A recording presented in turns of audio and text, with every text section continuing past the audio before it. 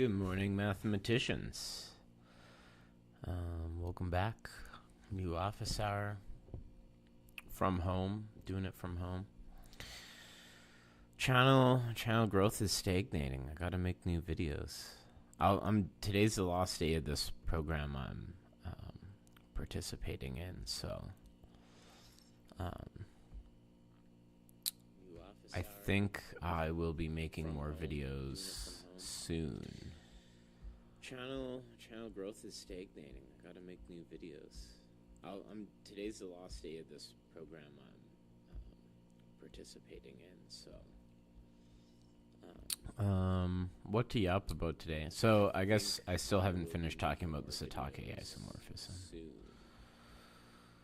Yeah. And will I? I don't know if I will today. But I kind of want to open up CoCalc and talk about the beauty that is Sage. Yeah. Good morning, Edit Smith. Good morning. The kernel trick? Deepest things I ever learned. It seems to make mincemeat of problems. I don't know about this trick.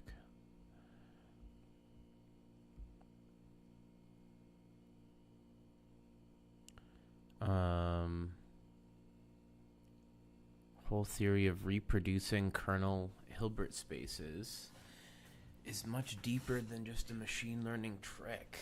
I don't even know about this. You can use it in representation theory of Lie groups.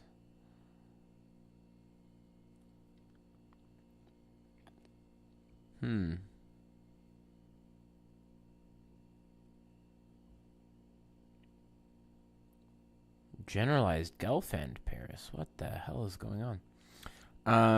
You didn't miss the 2 special guest live stream. You missed the 1 special guest live stream. Because one of the guests couldn't make it. But I mean, it's recorded, and on the channel, of course. So you can still go watch it, and he'll be back. He had fun, he said.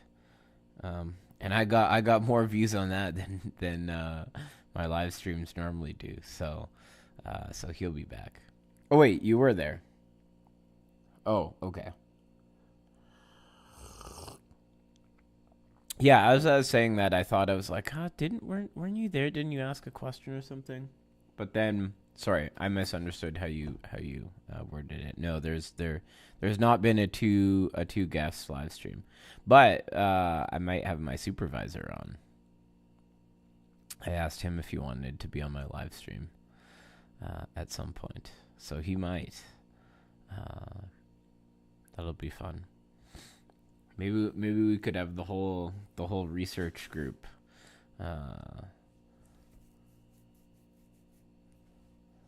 Nice. Well, glad you liked it. Yeah. Maybe I'll have the whole research group. I wonder. I don't know if there'll be time when I'm at CMS. In a couple of weeks now. Oh God, I need to make my talk for that. When I'm at CMS, I'll connect with some old friends, some previous members of the research group. So I wonder if I could convince them to be on live stream. The only thing is when I'm in Quebec, it'll be 2 hours earlier. So I don't know when I'll do the live streams. It'll be very early, maybe, for my usual viewers. Some viewers will be like, "Oh, now it's not too late in the evening." Yeah, things to think about. I also need to find a time to do that. Yeah. Okay, do I go back to yapping about Satake? I don't know.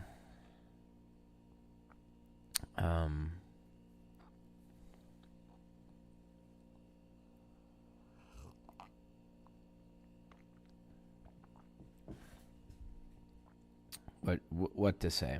What to say? Um.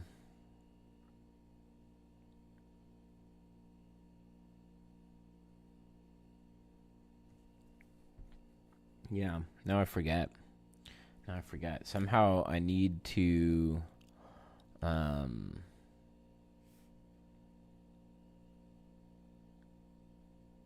Right. The k fixed points of this. Okay. Let's keep trying to talk about it. So if you don't know what I'm talking about, I mean, you can go back the last 2 days, and you might have to go back even further than that because, well, yeah, if you don't have the requisite knowledge on representation theory. But the point is, we get these induced characters from the torus, and if we look at their k-fixed points, it's one-dimensional. So we basically just need to find this basis vector and a basis function living in here, and then see what the action of these things is. And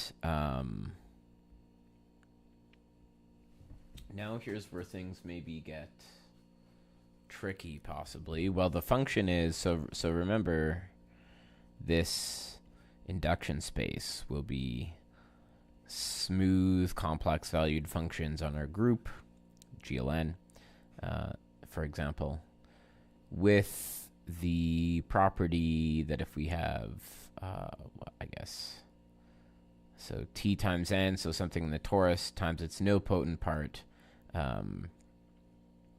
that should factor out as delta 1/2. So that's just, again, remember, some other kind of normalizing character, times t times x. And there's some other conditions. There's some other conditions, topological conditions we put on this, but this is the main idea.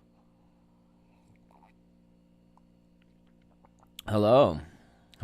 We're actually talking about Satake, or trying to. Anyways. So we're good to see you in chat. Yeah. So what I've just written down is what the underlying vector space of the induced character is supposed to look like. So what is our and then what is it? We need right, now I'm remembering how it goes. So one of the topological conditions, I guess I do need to mention it. One of the no, do I? Okay. Sorry, I'm getting myself confused. It's been a hot minute. So one of the other decompositions, though, there's one way to decompose a group, and that is we factor it into the Borel and the maximal compact. I forget which decomposition this is called. But it does have a name. Which one is this? I forget. They all have these different names. And then there's like 3 different decompositions that you use in the real case. Let's pull up bump. I just want to make sure. I just want to find where this is in bump.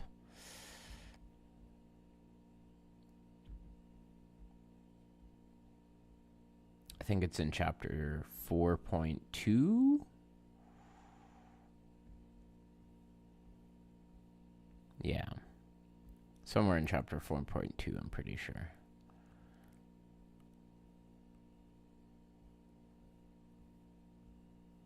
This is the most exciting part of live stream, where you guys get to watch me scroll through stuff.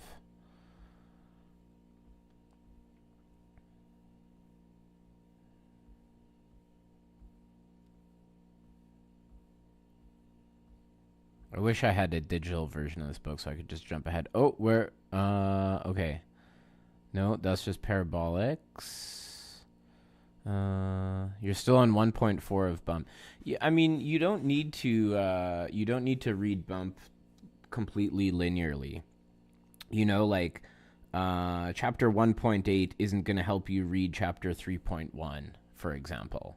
And in fact, like, you could, like, I think you could probably jump ahead to chapter 4 now if you wanted. I mean, there's going to be a lot of things and motivations that maybe you'll miss, but section 4.1 is representations of finite groups, basically. And then section 4.2, like, I mean, he gives you references, but he also defines a bunch of the things that you need. So yeah, you do not feel like you need to read this book in a total linear order. That is absolutely not the case. Same thing, like, you could jump over to like, in fact, 1.4, I'll go back, because unfortunately this book doesn't have the bookmark titles on the side, so I'll have to go back and look afterwards. But I think 1.4, like, I think you could probably skip the rest of 1 and, like, simultaneously start reading 2, 3, and 4, because they don't strictly depend on each other. So just something to keep in mind.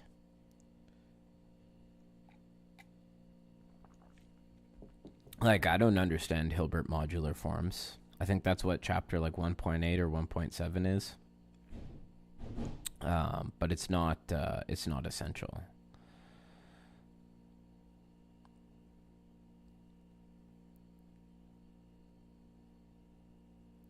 But I do want to find... Am I hallucinating right now? Or the opposite of hallucinating? I do want to find... I'm positive that there's this BK decomposition somewhere in here. Yeah. Yeah, I mean, that's a solid plan. Like, yeah, skim those chapters and then move on. I mean, I guess it depends on what you're interested in, right? Maybe the, like, really technical modular form stuff. I mean, if that's your interest, then hey, just keep drilling down into chapter 1. For myself personally, I want to do, like, representation theory type stuff. So, you know, the later chapters interest me.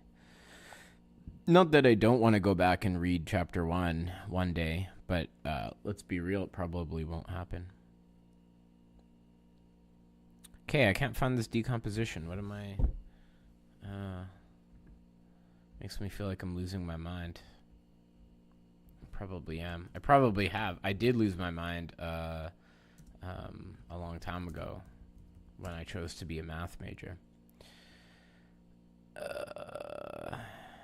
Does it have a name?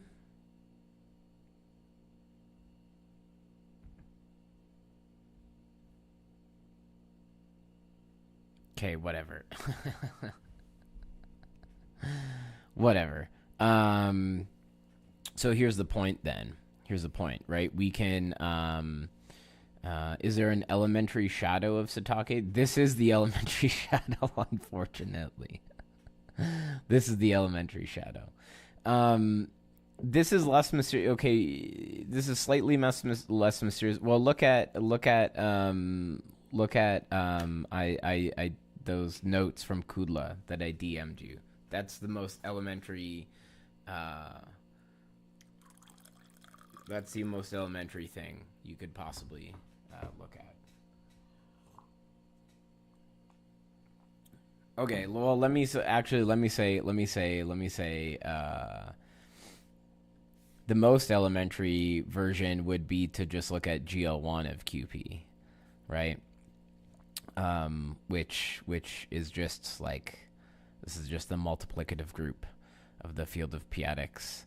And so all of our not quite all of our characters, but the unramified characters, which are the ones that we care about for Satake, are just of the form sending x to the p-adic absolute value of some complex number.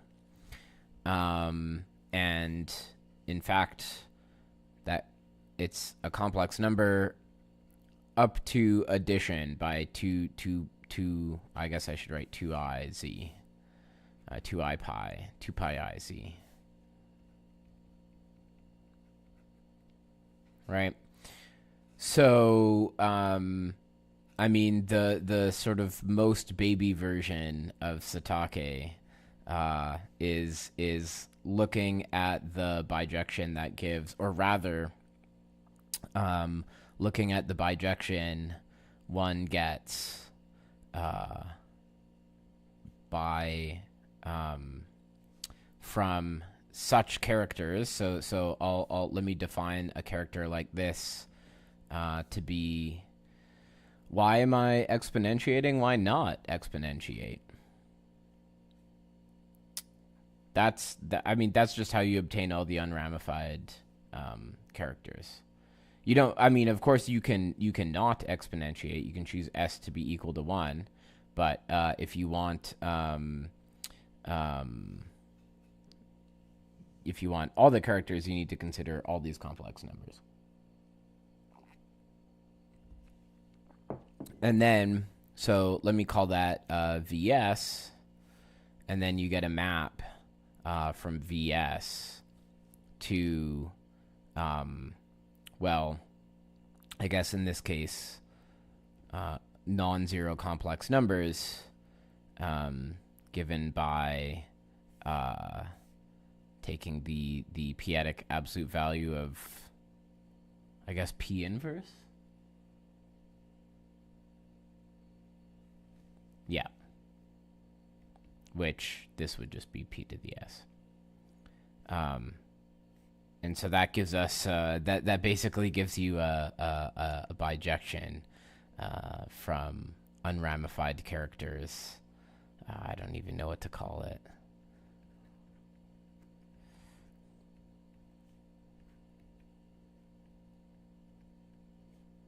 This is the most baby elementary version possible.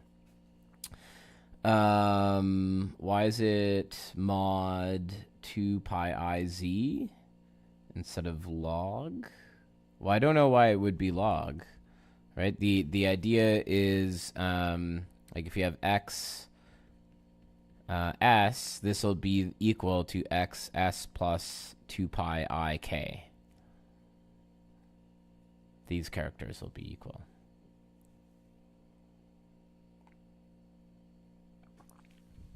That's the idea. Is there a relation with tit Satake? Or is it same? I mean, that's the same Satake as in, like, the Satake diagrams. What's the job market like for mathematicians in Canada? I don't know. I mean, it's not amazing. I'm certainly not beholden to staying in Canada.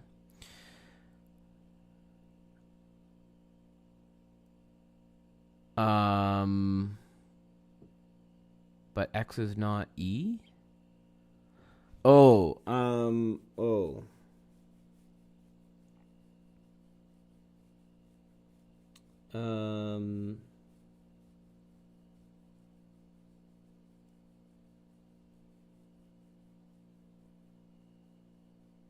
Right.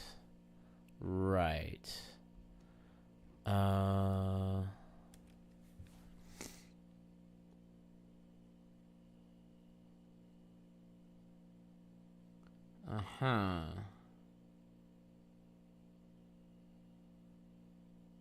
What am I saying then?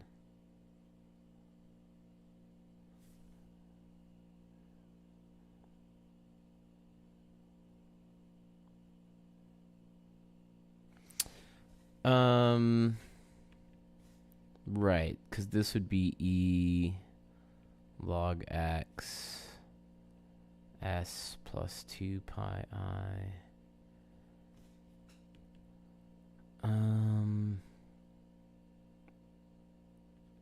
Right, this becomes XS times Well, but this would become e 2 pi I k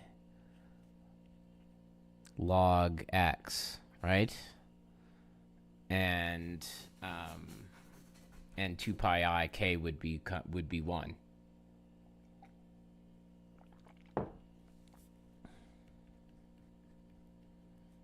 So still works.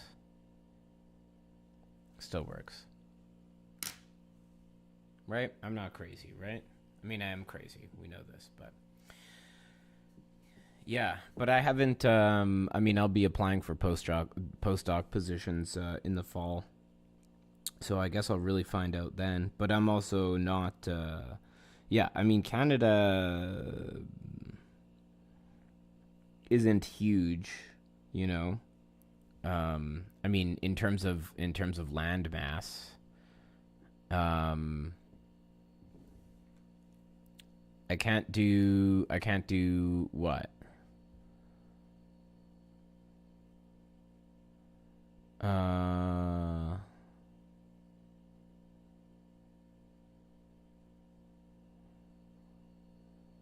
Wait, why isn't it that?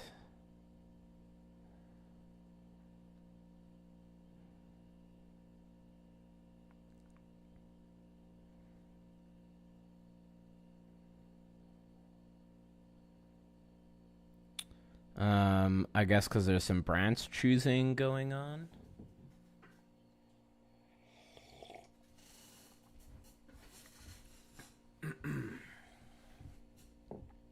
Because if I write 1 to the 1/2, -1 is not equal to 1.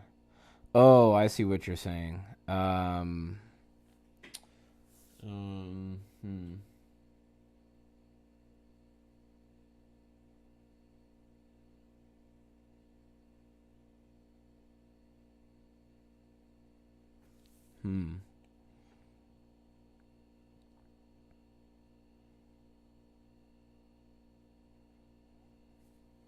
Well, now I'm confused.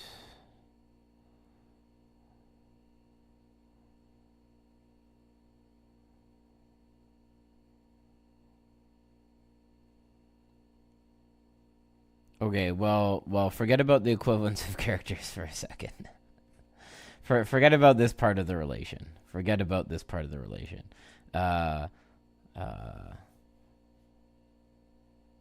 Forget about this part of the relation.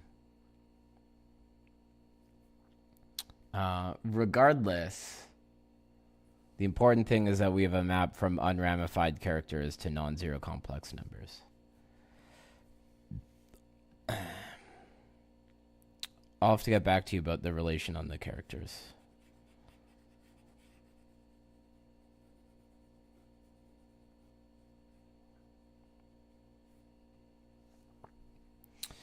Can we just let S be a real number?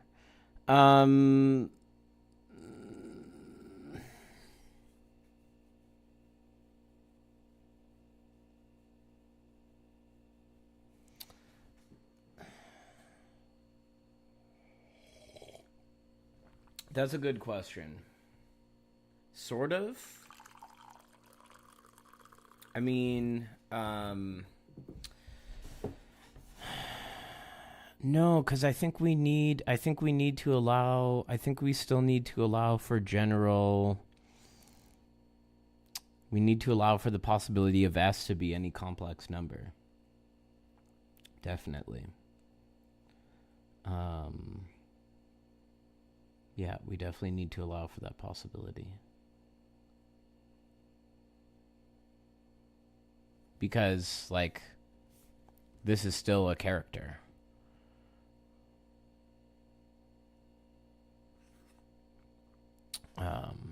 Yeah.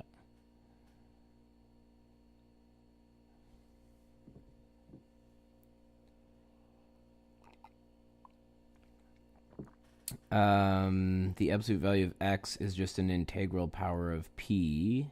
So you can just declare p to the s to be some value and then define exponentiation like that.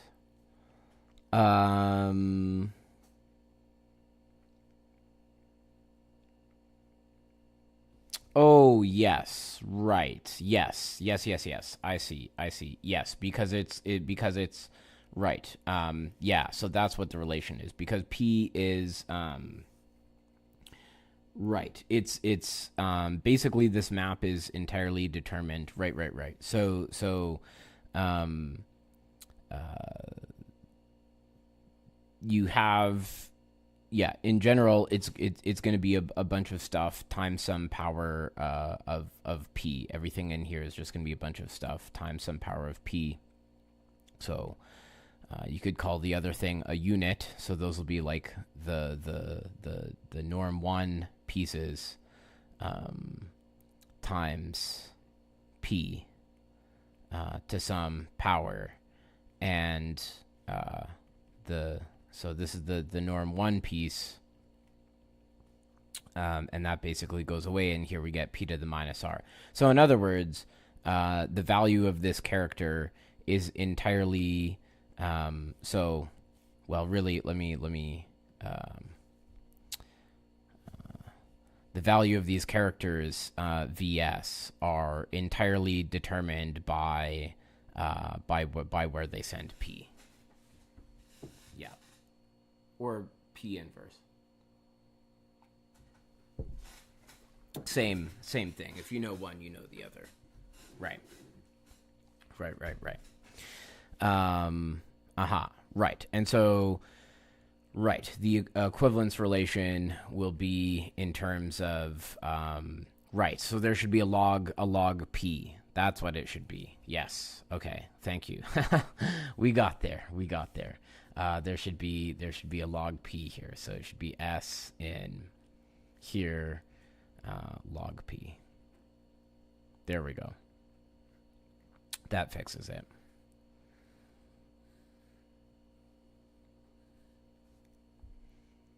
Right.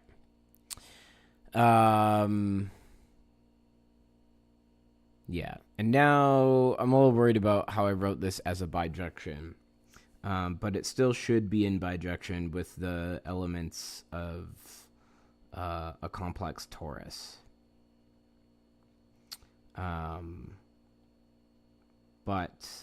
Okay. Let's the idea is that each one of these characters sort of has a special number, a complex number we can assign to it, and that's really just like send a character to its value at I want to say P inverse.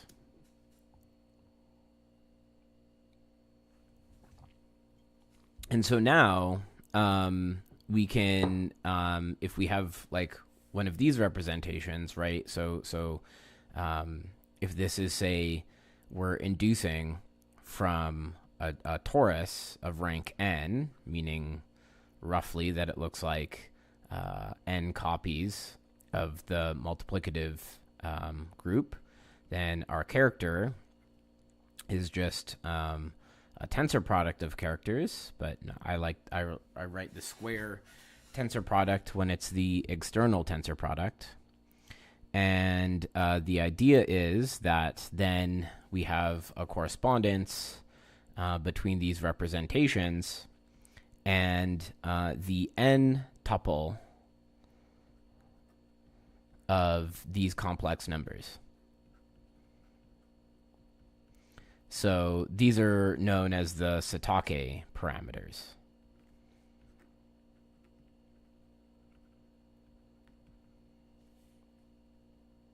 Right.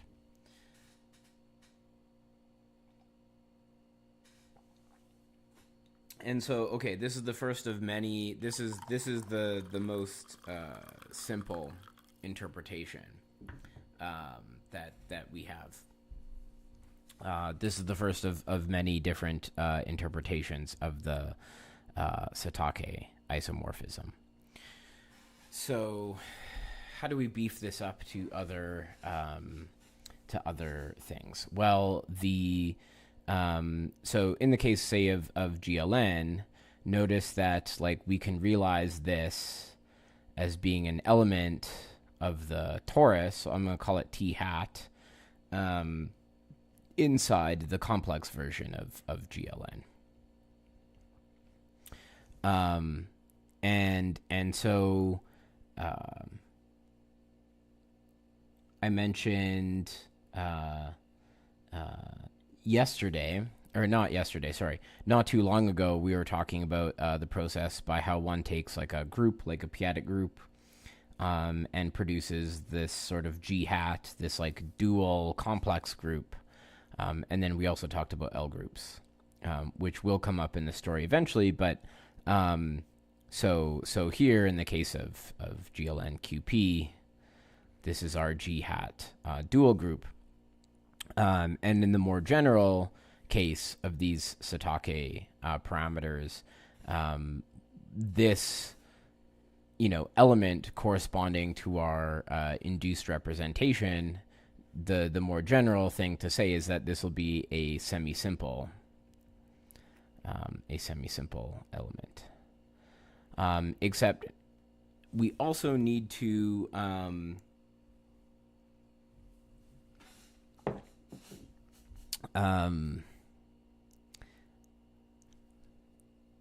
we need to sort of clamp down on this equivalence a bit. So there's a couple things going on here. Oh no, did I accidentally tried to close this.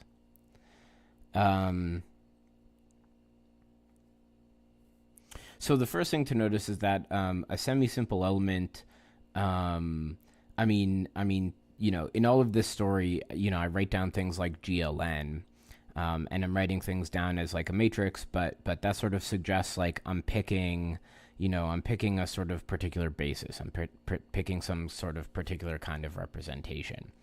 And I don't really want to have this depend on that kind of representation. So instead of mapping to just a semi-simple element, I'm going to instead map to a semi-simple conjugacy class, right? And so essentially you can think about it like in the case of GLN, it's the fact that like the order of these numbers shouldn't matter. It's just the list of those complex numbers that show up, but not really their ordering. And there's actually a reason to do this on the representation theory side as well, because I talked about taking, you look at this representation and you look at the k-fixed points of it, and we're going to view this as a module over the, maybe this is sometimes called the spherical Hecke algebra. There's a million names for a million Hecke algebras, but this is one of them. And the point is so one of the reasons that this matters is because basically if you take this, you'll actually get isomorphic representations if, say, you were to take chi and perform some permutation on it first, right? So, I don't know, if you had chi 1, chi 2, chi 3, and say you swapped chi 3 and chi 2, now, in terms of the actual representation theory, the induced representations themselves, those will fail to be isomorphic. So let me say, I'll call this one chi. I'll call this chi prime. So, depending on the characters you've chosen, it may not be isomorphic to I chi prime, but they will have the same composition factors.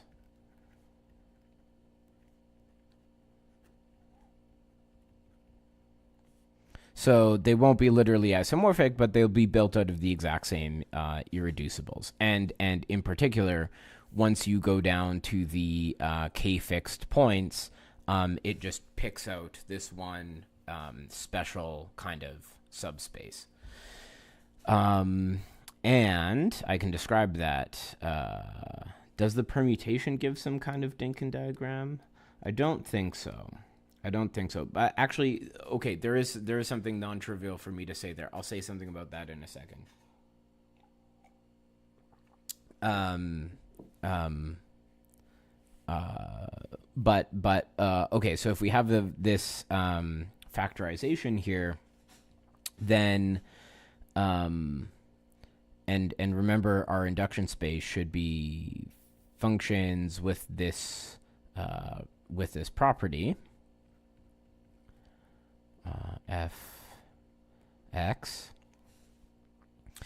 Then I can define I can give an explicit representative of a basis element living in here.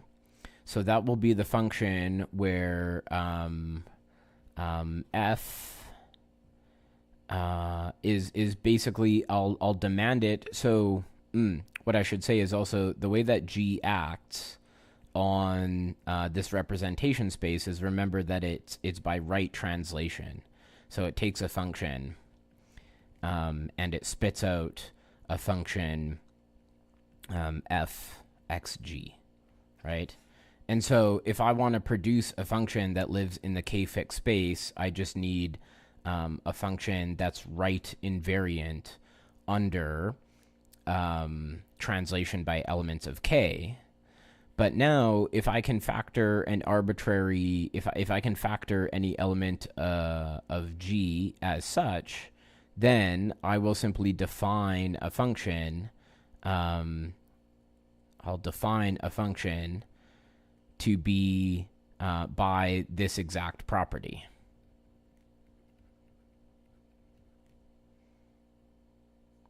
So I'll define it to be this, and simply demand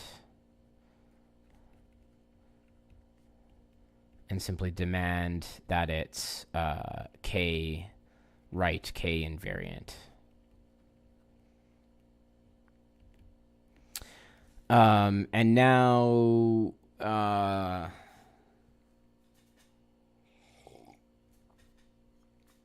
now you can see here's why. So here's why the order also doesn't matter here, right? Because what is this?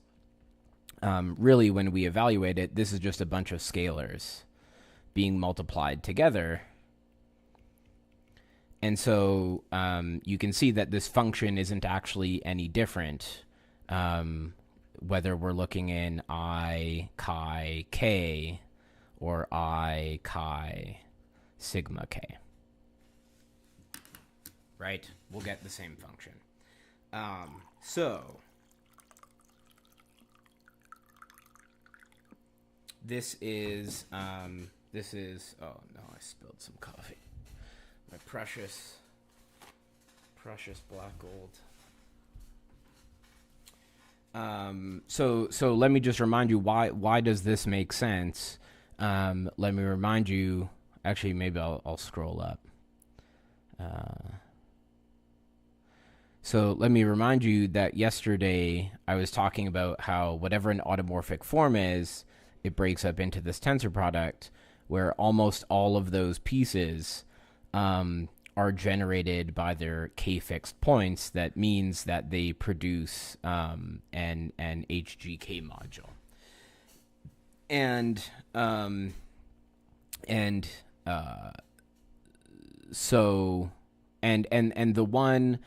the HGK module that it produces, by the way, the ones that show up, like all of those are exactly obtained by this process, by taking induction and then taking the k-fixed point. So all of those HGK modules show up in this manner. But we realized, the chi should not depend on the way that we ordered it, because no matter how we order chi, this module will be isomorphic. So this already suggests to us on the left side of this correspondence that this should only be up to reordering. And on the right side of this correspondence, it should also only be up to reordering, which is to say a conjugacy class of a semi-simple element. So Um, so now the idea is that we have a correspondence between K unramified um, irreducible representations and say of G and G hat semi-simple conjugacy classes. Okay, so this is the first level of promotion of our Satake isomorphism. I may have lost everyone half an hour ago, but to talk about Paul Maurice's question, not quite Dinkin diagrams directly, but sort of. So, how do we permute things in general? Well,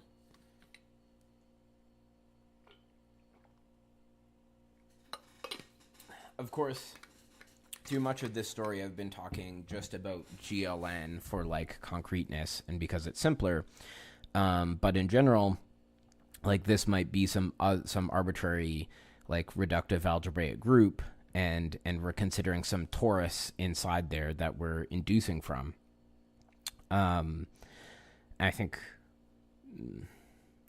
well, there's a general story, but for now, because I want to like induce from a maximal split torus, maybe I should be assuming quasi-split or something. I don't know, but and so of course for in the GLN story, that just means we have like QP cross sitting in GLN, and how do I rearrange the entries here? Well, I can just take any permutation I want, right? And that's totally valid. I can just take any permutation. So I basically am allowed to act by the symmetric group. But there's a reason why I want to say more than just GLN. Because if I just do GLN, it's just like, oh, all the permutations. And you might think, well, shouldn't it just be like all the permutations over here? But what do all the permutations mean? Well, we basically want to make sure that we're mapping back to the torus, right?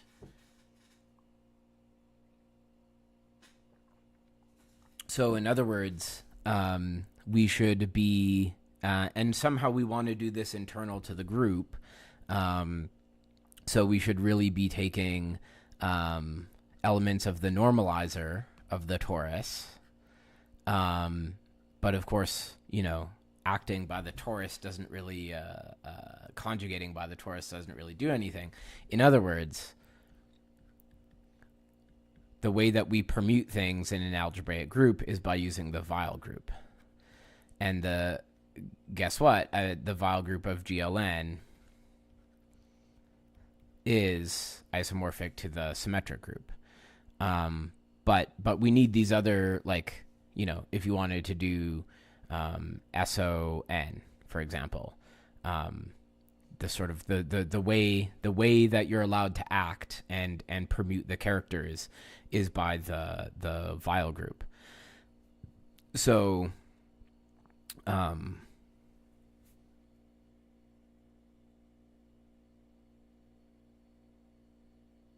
wow, I just saw a magpie pull an absolutely massive worm out of our lawn. So on the one hand, we have a Weil group acting here. And on the other hand, we also have, by the way, there's a Weil group on the complex side. And if G and G hat are dual to each other, in the Lie algebra sense, then these groups will be isomorphic, actually. One second. I just realized. Got to send an important message.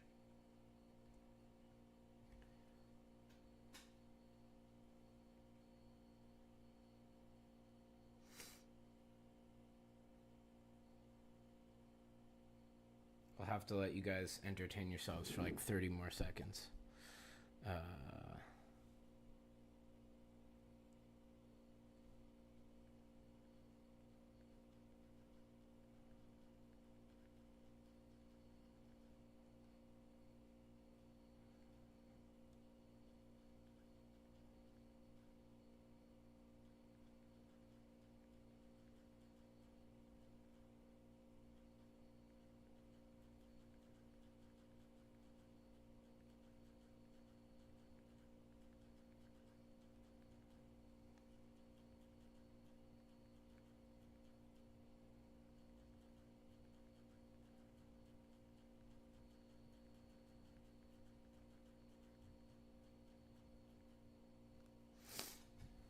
Okay, sorry about that. Boo boo boo. You saw group actions for the first time this week. Stabilizer stuff, etc. Your first thought when you saw the action was to think FG into set. So you're slowly starting to see categories in the wild. Well, what do you mean by FG into set? You're right. There is something there. But what it is if you define, so given a group G, let fancy G be the one object groupoid, right? So it's a category with one object, and you define the Hom set to be G, and you define composition of two elements to be the product, then this is the one object category. That's what I mean, the one object groupoid corresponding to G. And now if you have an action, well, let me phrase it this way. So an action, I suppose, can be described as a morphism from G into automorphisms on the of a set X, right? Bijections from X to X. Now you can define a functor F sub sigma from here into the category of sets, where you send the one object of your groupoid to X, and sigma sends G a morphism. So all your morphisms are just elements of G. Sigma sends G to, I should write F sigma of G sends G to sigma of G. And so actually in this way you can show that the category of G sets is equivalent, in fact even I guess isomorphic, but at least equivalent to the functor category between from your one object groupoid into set. And by the way, so if Y is a morphism of two G actions, then I mean, in order to make this statement true, what I'm about to say had better be true. If phi is a morphism of G actions, then so how do I say this? But let me write sigma for the G action here and tau for the G action here. Then you can define a natural transformation from F sigma to Y tau, or F tau, between the corresponding functors. And of course, this is a bijective correspondence of as well. Of course, I mean, it would have to be, because Hom sets here consist of natural transformations between these functors. Yeah, I'm going to say more about this in a second because I love thinking about things like this. Did I learn category theory before group theory? I did not. Absolutely not. That would be insane. Does the vowel group come with special reflection into the different cases? Technically, yes. Well, I mean, if you have a root system, the vowel group is basically generated by the reflections that preserve the root system. So the vowel group itself can be viewed as generated by reflections. But then also, vowel groups have so-called simple elements, which are simple reflections, and everything in the group is generated by those simple reflections, and those simple reflections. So that means that you have you have a well-defined notion of length in the vowel group. So the length of an element is you simply take any way of writing this in terms of n simple reflections in a way that can't be reduced any further. And it turns out, well, there may be more than one way to write it like that, but the length will be well defined, and you define the length of this element to be n. And so the vowel group, though, it will have the vowel group is a finite group, and so it does have a longest element. And so that's kind of a special reflection in there. In a way, you haven't really studied. Oh, maybe I see. You were asking that question to Z. I see. But haven't really studied category theory. Studied a bit more of topology before taking an algebra course. Yeah. Working on some personal projects or researching for corporates. I am definitely not researching for corporations. I'm definitely not doing that. I'm doing research as an academic. But I guess what I'm talking about right now, I don't know, is kind of a personal project.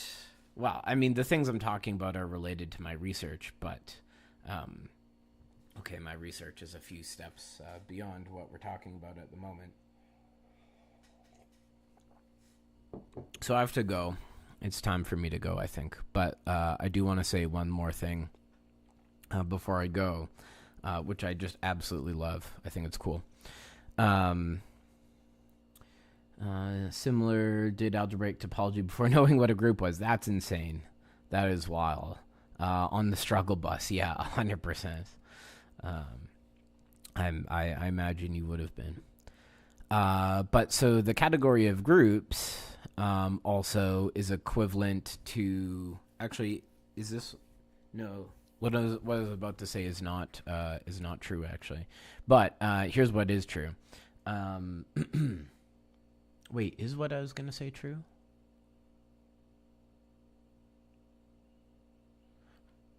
Right, no, this is true.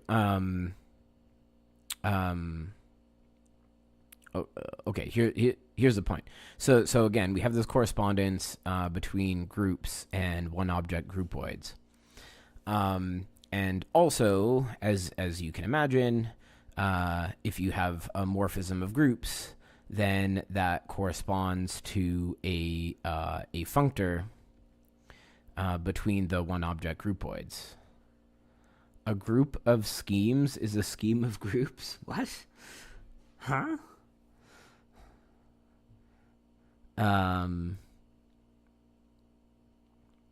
Is that a pun or something?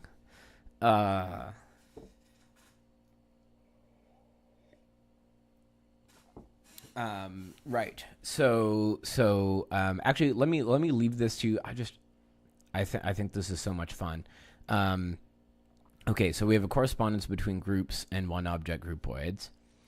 where a morphism of groups should correspond to a functor between the groupoids. But now here's the question. Suppose I have two, like, let G and H be groups. Let fancy G and fancy H be their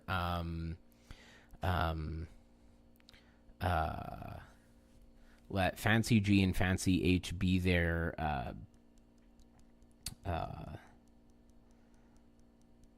one object groupoids, and consider two functors between them, and consider a natural transformation eta between those functors. Now, we know that, so we have this correspondence here. So exercise 1, I'll challenge everyone to do, and I'll talk about it tomorrow if you want. But exercise 1 is, okay, unpack, figure out what explicitly is the bijection between homomorphisms and functors here. So then let phi, once you've worked that out, let phi and psi be the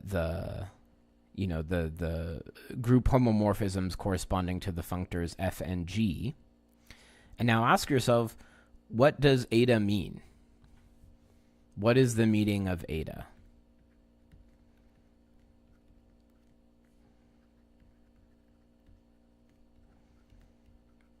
Right? Eta is a natural transformation between functors.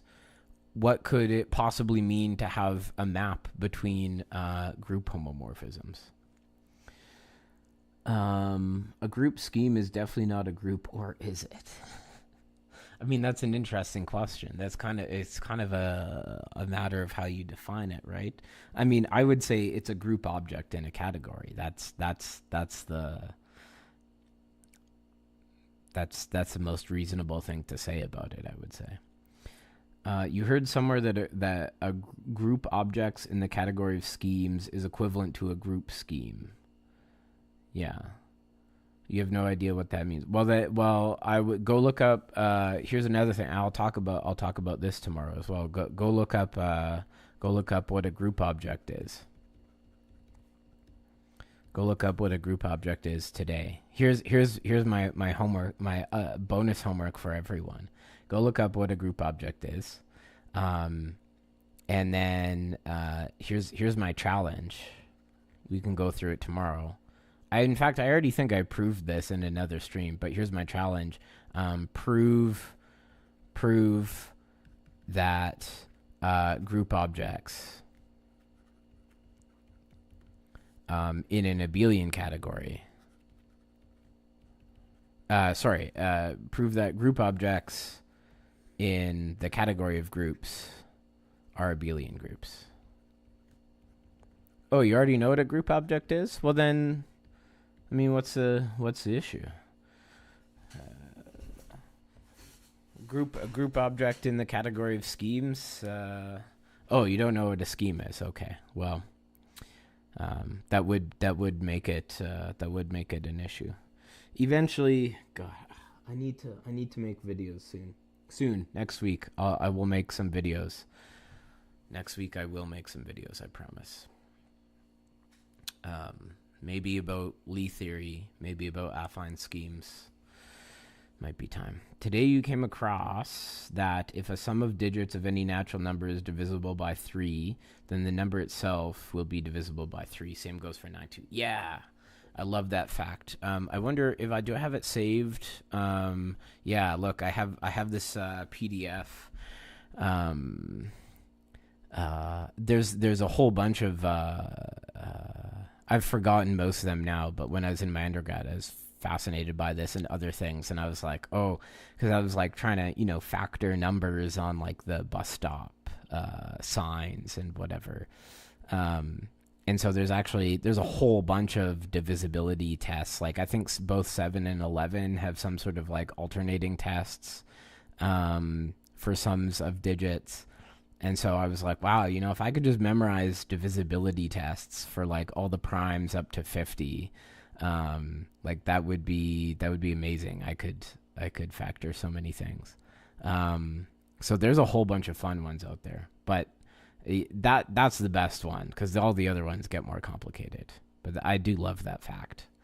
Um, Professor got too excited in your topology course and ended up covering too much material. Your grade wasn't the best, but one of my favorite courses. Nice. Yeah. I mean, I mentored a student last semester who wanted to learn about point set topology, and then we started talking about category theory and homotopy theory because I got too excited. Yeah. By the way, is the natural transformation just an element of the centralizer of the image? Um, well, I wouldn't quite. You're very close to the. I don't think that's quite the way I would word things, but that's very close. That's very close to the correct thing. Um, oh, that's what you used to solve FizzBuzz without mod 3 or 5. Oh, that's interesting. That's interesting. Huh. Yeah, that's interesting. Nice. Anyways, I gotta go. I gotta get my day started. But I'll see y'all very soon. Time for you and me to go do